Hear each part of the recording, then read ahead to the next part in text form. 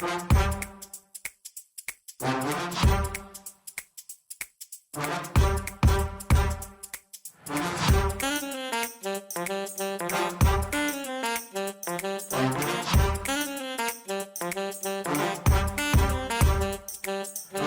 I'm Mike Maloney, and welcome to another CSRM podcast.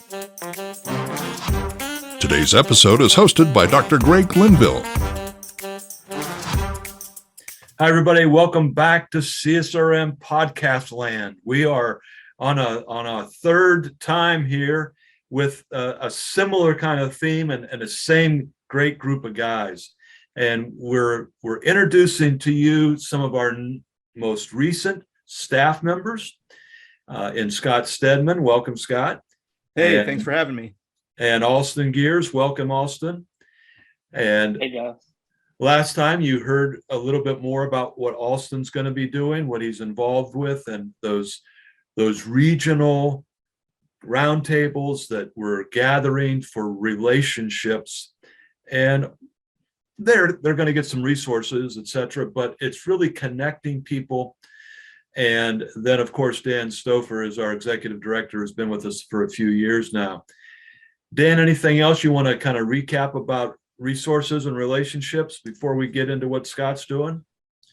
Yeah, I would just once again just encourage you, if you need anything in either of those two areas, we are available. You got to hear from several of us so far, and you're going to hear from Scott here in just a second. But you know, our background, our connection, our current reality is with the local church, and so anything we can do to build a relationship with you or others associated with you, and provide resources to make your ministry thrive, that's what we're all about. So just know that we are here for you. And if you missed last time, we focused a lot on these regional groups, and I'm sure something will come up on the screen if you're watching this that will help you get connected. If you want to get involved in one of those groups, typically they might meet 6 or 8 times a year, maybe 10, kind of on a monthly or quarterly basis in cities or regions, and even internationally, there's some that are meeting. And even like continentally in Africa, there's, Dan, correct me if I'm wrong, but I think there's even like monthly times that they gather. And these groups take on a life of their own and their own format. But it's not just North America, it's all over the world, although there's primarily a lot of them in America. And just to recap, we're doing this in conjunction with Reach, and Reach has made a priority of getting people together. And we should say that the regional groups within Reach have at least four times a year that they want to get together, that we're working hand in hand with them. One is the annual international conference. This next year will be in mid-April. Just go to our website, you can get connected. And then the second one is a face-to-face, kind of in a state or a region, where you'll spend anywhere from 2 to 6 hours together, share a lunch. And then the other two in the quarterly will kind of be the Zoom meetings that we've kind of gotten used to, or maybe even bored with it. We've been doing it now for 2 years. But regardless of all that, that is something that's very much part of our relationship building. But Dan, we want to take this one a little bit more in the direction of resources. And we've brought Scott Stedman on to help us with that. And the first question people are going to say, well, what happened to Andrew? Well, Andrew's still involved with us, love him to death. And he's taken a little bit of a different direction, but he's still with us and he's still helping us. And so we just, by the way of now saying thank you to Andrew for all that you have done, but some of the things that he was doing and has done, that Scott is now moving in those directions and handling those kind of things. So Dan, take it away. Introduce Scott and what have you. Yeah, so we posted an opening for Director of Digital Resources probably 2-3 months ago, and I got a very impressive resume from a guy named Scott Stedman. And so he has joined our staff. And so Scott, just like we did with Alston, tell us a little bit about you and your family, your ministry background, your experience with sports and all that good stuff. Tell us who you are. Yeah, so my name is Scott Stedman. I'm a ordained minister. I currently am living in Virginia, Fishersville, Virginia, with my wife, Laura, and my 2 kids, Peter and Elizabeth, and our elderly dog, Max, who just turned 12 years old this month. So a lot of sleeping, a lot of arthritis for that dog. So a lot of medication as well. So, but that's pretty much just me. I was called to the ministry at a very young age, right when my family started going back to church. Started to pursue that. Actually went to college at Anderson University out of Anderson, Indiana, and ended up getting a double major in Bible and religion and theater studies. Eventually got my master's in Master's of Divinity in Pastoral Counseling. And now I am going back to school to get my Doctor of Ministry in Church Leadership. I have been in pastoral ministry for 12 years and have been in camping ministry, summer camp ministry, and even annual camp ministry for almost a decade. So a lot of experience in ministry, various ministries. As far as sports, I never really got into sports in high school. I felt like anytime when I tried out, I played a lot of community basketball. And then when I tried out for the sports team, I just wasn't good enough to make the sports team. And it seemed like a lot of the sports I were interested in, our school didn't have the funding to do it. So but it wasn't until I got to college that I started to learn about rugby and played a season of rugby in college before I had to before the theater took over my life. And then it wasn't until probably the last couple of years when my family moved from Northeast Ohio to Virginia, where I got reacquainted with a guy who played rugby, and he said, "Hey, we have a whole rugby club here in Virginia." So I went and just kind of jumped in, and definitely was playing a different position than I was in college because I gained a lot more weight since then, and actually enjoyed playing, enjoyed being there. And obviously the pandemic kind of crippled our team and our club a little bit, just with a lot of clubs in the area. And around this time, this is when I was kind of feeling the transition away from the church that I was pastoring at. And again, I was just kind of looking for church jobs. And sure enough, I saw this director of digital resources, which was interesting because I've had my own podcast since early 2008. And then even did a lot of video production and stuff for camp and for other churches. So I thought, hey, this is my skill set. Let's kind of learn more about you guys. And then I thought, well, I'll apply and kind of get more information. And now I'm here. So that's kind of my journey. It's a great journey. And anybody who plays rugby, as a former American football player, those guys who don't wear pads, you guys are tough, man. That's a great sport. So. Except a couple of weeks ago when I rolled my ankle and fell down a hill. that I wasn't so tough when that happened. That'll bring anybody to their knees. So hit me hard, but roll that ankle, I'm out. Well, tell us more about how you got interested in the digital side of things. You said you've been doing a podcast for 14 years, which is just crazy. As somebody you're highly educated. Again, your resume was very, very impressive. You're highly educated. You're pursuing more. You were a senior pastor. What led you into the digital aspect of things? Yeah, so that's great. So I think when I went to college, I was very interested in doing theater. And then a lot of times I found out that I was very gifted in doing kind of the backstage work as far as set design, lighting, sound engineering. And then we've had a couple shows where we had to do video production. There was one particular indie show we did where we had a guest person from Indianapolis come up who did a lot of avant-garde stuff, talking about the body and everything else. So I had to create some videos and stuff for that, which was very fun.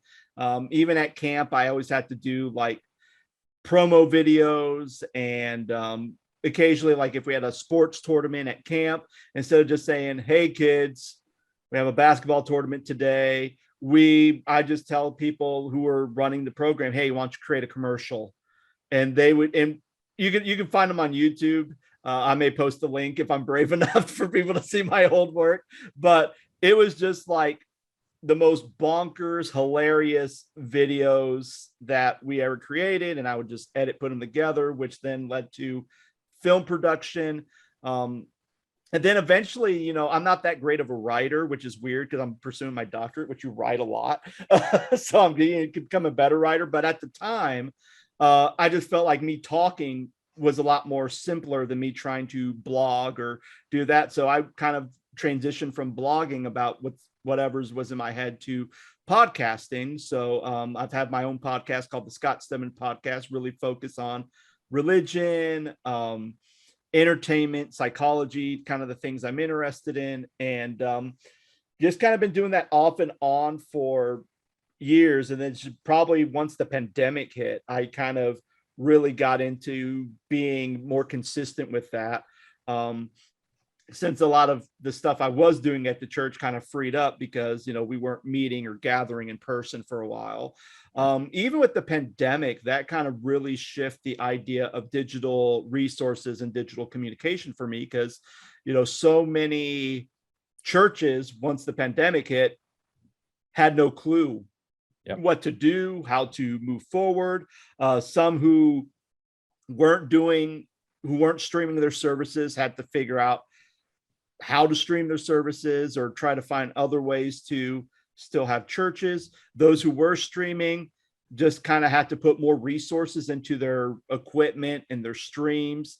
If you're just doing it with a camera thinking, oh, this doesn't matter. And now you have a full 4K camera, maybe 2 or 3 now, because it's like, oh, this is important because, it's getting the word out, and not only just within our communities that we're a part of, but worldwide. And that was the one thing I noticed with podcasting is when I'm looking at my results and I'm seeing I have listeners in India, in Japan, and I'm thinking, who wants to listen to me in Japan? But apparently there are people who do, especially when it came to gospel centric things. So that really mattered. So I think just the whole digital side, I think just personality wise, I'm just fascinating by that. And it's always nice to just take something and then chop it up and put it together and create something through video and digital mediums. And and I'm just love doing that stuff.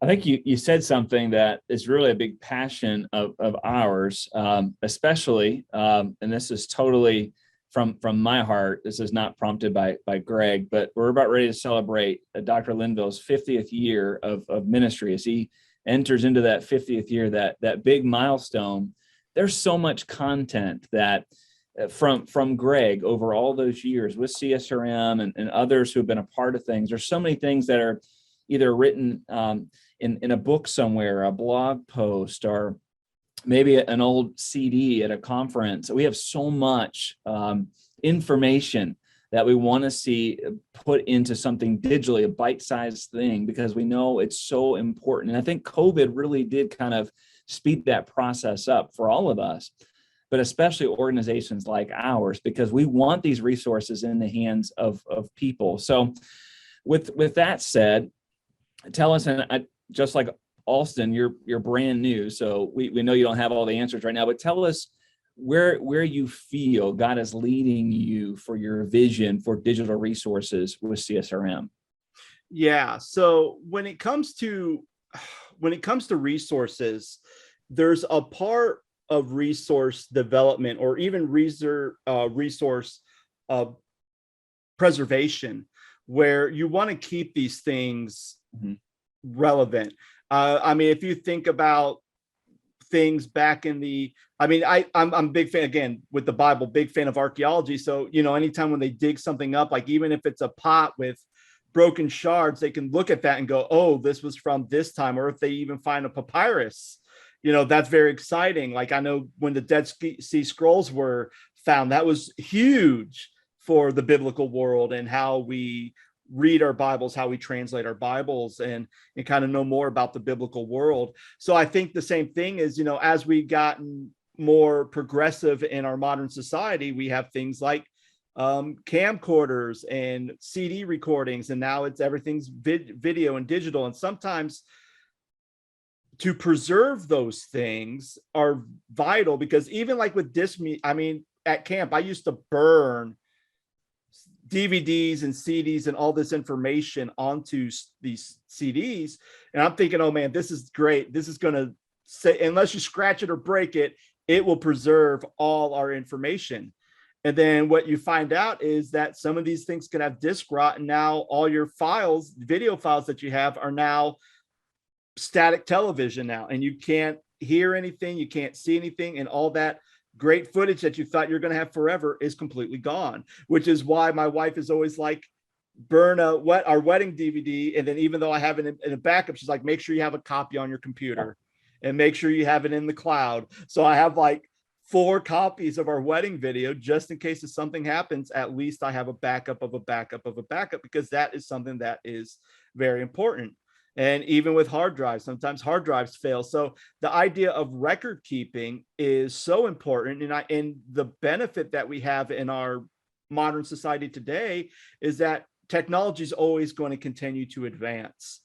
I can remember the very first computer we had, like it was a 1 gigabyte computer, and man, though that was huge. And now it's like now the computer I'm working on and what I'm kind of on this Zoom call with now is 2 terabytes.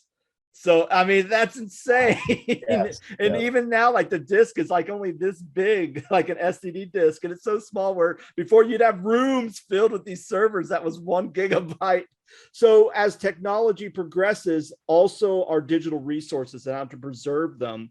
And it's not necessarily just to preserve them. So it's nice to have, oh yeah, here's our catalog of stuff. It's nice to have them, but there's always a wealth of information. Yes. And when you think about the scriptures, the reason why the Bible is still one of the best-selling books today, the reason why so many people have them in their houses, even if whether you're a Christian or not, you could always go back and read the Bible, and you could always find something new in there that you haven't seen before. Or sometimes you could read something and a word or a phrase or a certain, like one of these micro stories that's kind of woven into a longer narrative kind of speaks to you, and you're just like, wow, this is fascinating. And it always keeps breathing new life. So I think even when you have these resources, when you distribute these resources and you have them to people, especially in the sports ministry world, the game of basketball may change, and maybe certain rules may change over the years, even in the next 20 years, but how you coach, how you lead, how you use this sport to proclaim the gospel of Jesus Christ. There's some great foundational elemental tools that are still prevalent today that can really help us advance sports ministry further. And I think when you have these resources, it's always like looking back to find that foundational steps, and then just always kind of build upon that to be more effective and efficient in ministry. Scott, we really appreciate you and your heart and your expertise. Your passion just comes through, and it's just fun to be associated with you. And we're just so thankful that God has brought both you and Austin to us, because we think we've got a very significant future ahead of us. And I know that as my role has changed more into this resource development piece of this, and again, yes, I can send you a pledge card and you can donate money, but the resource development really is the resources that we're developing for other people. Mm-hmm. And we take that seriously. And we are within a CSRM world, we believe in a 3-tier paradigm that it all comes out of our theology, our biblically based theology, Christocentric, gospel-centric theology. And those theological truths, then out of that, they inform our level 2 philosophical principles. So if the first one is why we do what we do, then the second level is kind of how do we do it? How do we organize it? What's the organizational structure? Do we do camps? Do we do leagues? Do we do this? Do we do that? And then out of that emerges our third level, our methodological models. And so our resources, and that's the what do we actually do? So we'd go from why do we do it theologically, how do we do it, when, where, with whom, at the philosophical level, and then finally, what do we do at the methodological level? And all of that is really what you're involved in, Scott, is to try to help on the digital side of that. And the one thing that really caught me that you talked about was the preservation, which is something that most people don't think about. And I know, and this is no slam against the young generation today, because I was the same way. You just kind of always assume grandma and grandpa are going to be there. You kind of always know I can go get the answers about the family. And the fact of the matter is I would doubt that any one of us here knows the middle name of all four of our grandparents. That's how quick it gets past us. We don't know. And yet there are some things that we can learn.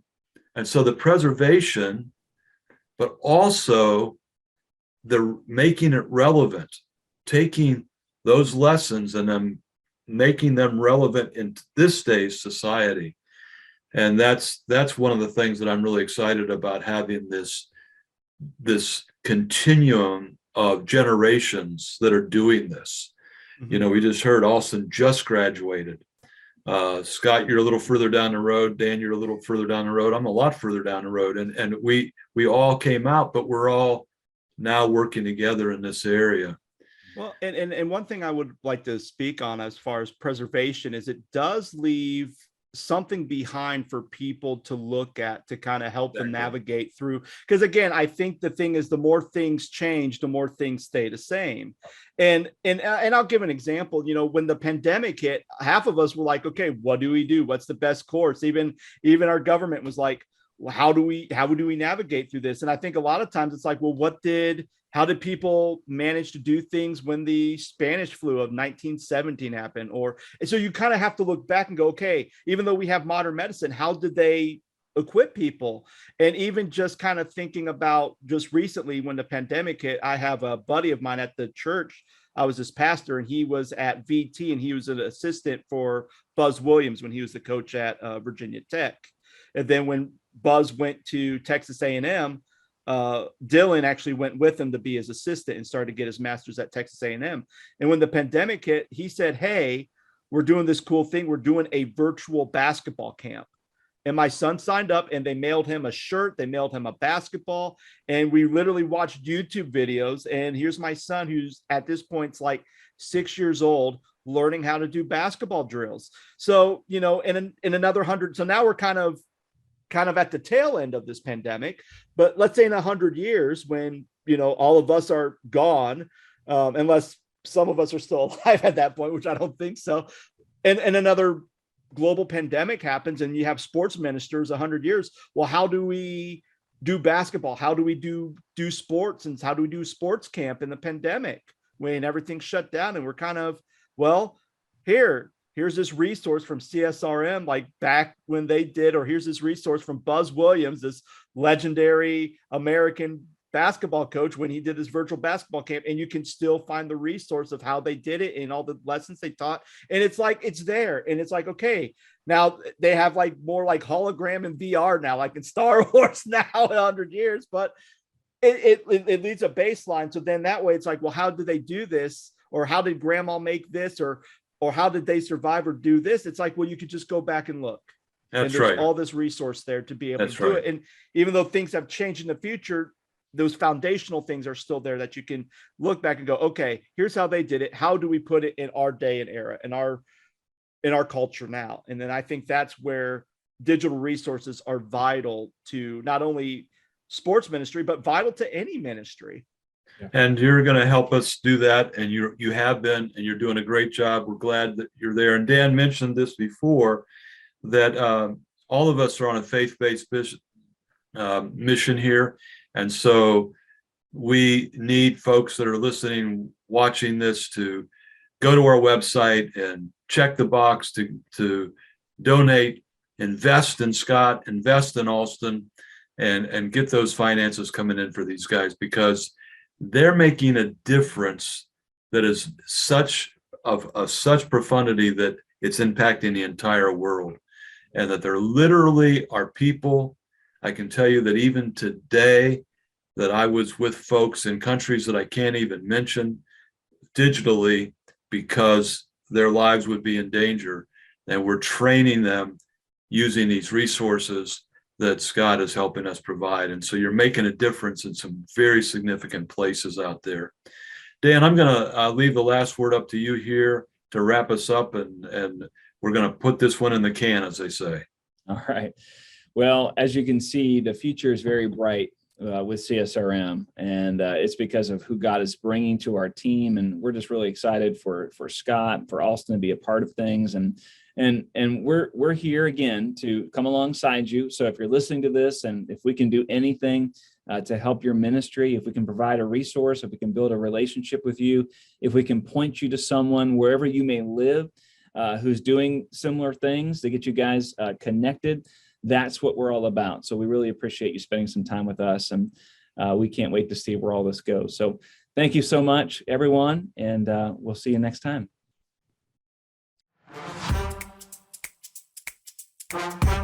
The CSRM podcast is a production of CSRM and their production house, Overwhelming Victory. Dr. Craig Linville is the executive producer, and Scott Stedman is the associate producer and editor. To learn more about CSRM, visit csrm.org. For more information about Overwhelming Victory, visit overwhelmingvictory.org. The CSRM podcast is the flagship member of the podcast network Overwhelming Victory Radio. For more information on Overwhelming Victory Radio, or to listen to our partner podcasts, visit overwhelmingvictory.org/OV Radio. For CSRM Podcasts, I'm Mike Maloney. Have a blessed day.